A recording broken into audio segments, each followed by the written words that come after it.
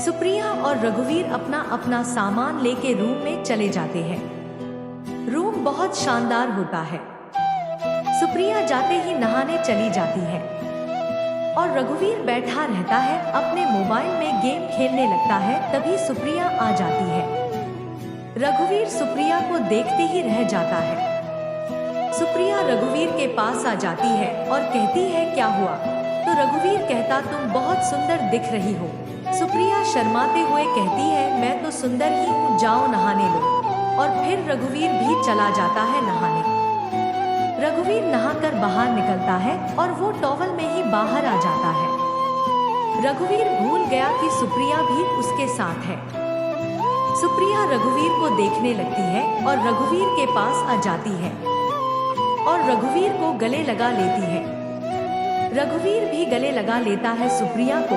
दोनों एक दूसरे को किस करने लगते हैं। रघुवीर कहता है, सुप्रिया क्या यह सही है? सुप्रिया कहती है, जो भी हो रहा सब सही हो रहा रघुवीर, आज तुम मुझे अपना बना लो, बहुत दिनों के बाद मुझे मेरा प्यार मिला है।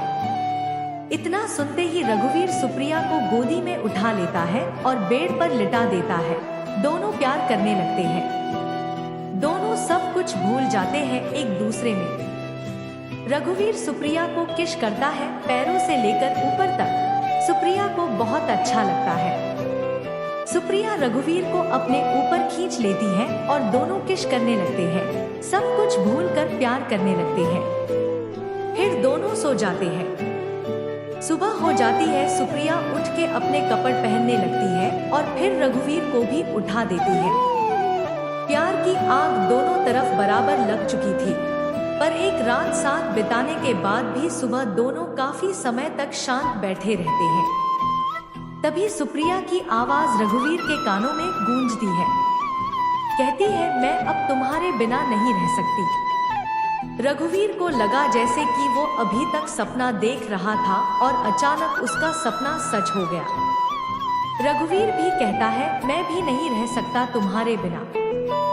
दोनों एक साथ रहने का फैसला करते हैं और अपने मम्मी पापा को कहना चाहते हैं शादी की बात करने के लिए। सुप्रिया कहती है, हम आगे नहीं जाएंगे, हम यहीं से ही घर चलते हैं।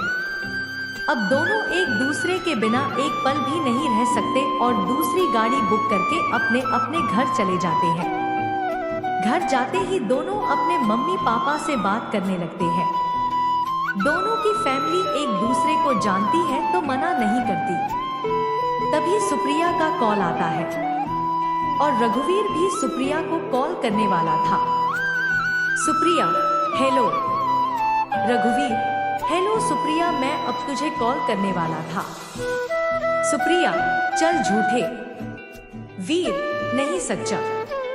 रिया, छोड़ मेरे मम्मी पापा हम दोनों की शादी के लिए हाँ कह दी। वीर, मेरे भी मम्मी पापा मान गए और शाम को अपने मम्मी पापा के साथ तुम्हारे घर आ रहा हूँ। रिया, जल्दी आना, मैं इंतजार करूंगी। फिर फोन रख देते हैं। दोनों बहुत खुश होते हैं।